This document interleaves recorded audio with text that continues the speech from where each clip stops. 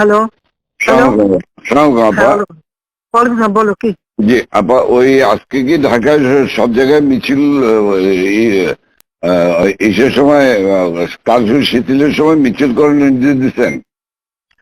না, মিছিল না, যদি ওরা নামে টামে তা আমাদেরও প্রেজেন্সটা থাকা দরকার ওইভাবে। জি, কিন্তু মিছিল কি করবে? না না না না না, মিছিল করবে না। তাহলে মহানগর থেকে নির্দেশ দিয়ে দিয়েছে সব ওয়ার্ডে সব জায়গায় মিছিল করার জন্য। তাহলে এটা বন্ধ করাই না? দাঁড়ো দাঁড়ো দাঁড়ো, ওদেরকে কে বলছে মিছিল করতে? ওদেরকে মহানগর কি করছে? ওদেরকে মহানগর থেকে বলছে। মহানগর কে বলছে? তো মহানগরে কেউ না কেউ বলছে তো। জি জি সেটা একটু জিজ্ঞেস করো তো। জি, আমি জিজ্ঞাসা করছি, আমাকে মোহাম্মদপুর থেকে ফোন করলো। মোহাম্মদপুর আদাবর থেকে যে আমাদের মিছিল অর্ডার করেছে, উত্তর থেকে কাদের ভোলার কাদের ফোন করছে। ভোলার কাদের তো আসলে মিথ্যে কথা, ওর কথা করে না তো, ও খালি জি আপা, জি আপা। ওটা জানো না, ও সবসময় কিন্তু মিথ্যে কথা কয়। আপা তাহলে আমি একটু খবর নিয়ে আমি মির্জা লোককে তুমি জিজ্ঞাসা জিজ্ঞেস করি। করো। হ্যাঁ, যে কে বলছে কি, যদি ইন্টেলিজেন্স বা এদের থেকে বলা হয় তখন এরা করতে পারে যে আমাদের প্রেজেন্সটা থাকলে তখন ওরা নামতে সাহস পাবে না, জি সাপোর্ট হবে। জি। এটা হতে পারে, বাট তাহলে তোমাকে একটু জিজ্ঞেস করে নিতে হবে। আমি আচ্ছা। আমি ওদেরকে হেল্প করার জন্য হতে পারে, কিন্তু জি মির্জাজমকে জিজ্ঞেস করে যে মির্জাজমকে কে বলছে, জি, ওরা জিজ্ঞেস করে আমার জানাও। আমি জানছি। আর আপা ওই যে তালিকাটা তৈরি করতে করতে বলছেন, একটা তালিকা তৈরি হ্যাঁ, করছি। তা তাড়াতাড়ি। আমি রেডি হয়ে গেছে, আমি আপনার কাছে আজকে হ্যান্ড ওভার করবো। আপনি পিএমও থেকে ফেরার সময়, বুঝলে? হ্যাঁ, ঠিক আছে। আর বাকি আপা আর আমাদের একটা বিষয় একটু বলি। হ্যাঁ, বলো। আমু ভাই 14 দলের মিটিং ডাকছে হ্যাঁ। তার বাসায়। হুম। তো আমি যাব, হ্যাঁ, আমাকে যেতে বলছে। যাবা, আচ্ছা। যাও।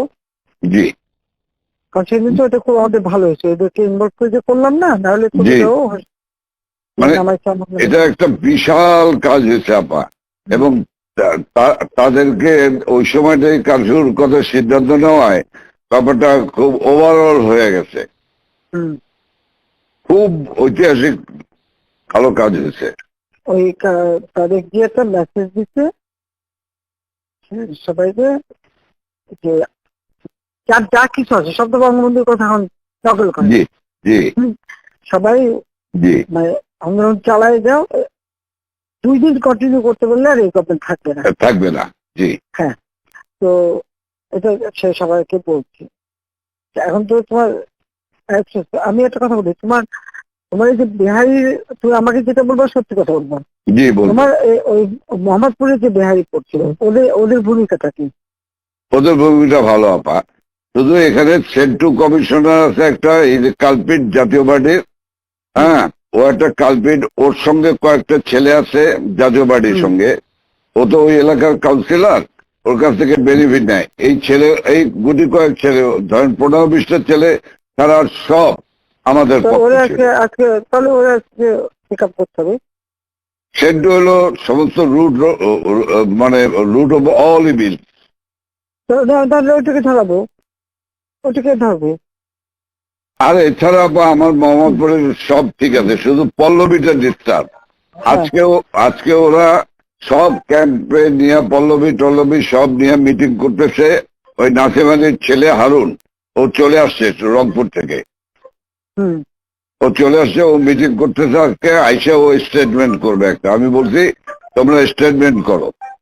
তো ঠিক আছে। ওরা আজকে স্টেটমেন্ট করবে আপা। কিন্তু হ্যাঁ, ওরা যে সেন্টুরি দলের তো আবার জাতীয় পার্টি চাপবে।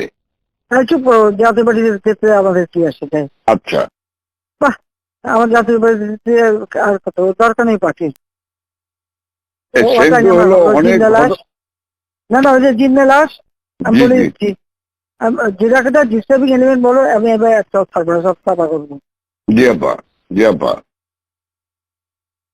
একদম আর এবার ছাইকা ছাইকা ফেলতে হবে আপা। আমি তো বলছি এই যে ওই যে কুইল বস্তিতে সবগুলি যে ওখানে ঠুসে ওখানে থাকে, তোমার এই বিহারি বস্তিতে থাকে, আবার কিছুই না, সব জায়গায় একটু সার্চ করো, জি আপা, সার্চ করা। জি আপা, ব্লক রেড করতে হবে, চিরুনি অভিযান। সেটাই চলতেছে এখন, সেটা চলতেছে, কিন্তু সেই সাথে জি আপা।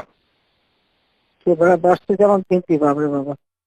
আর আমি ওইটা খবর নিয়ে আজমের কাছে খবর নিয়ে আমি আপনাকে জানাচ্ছি।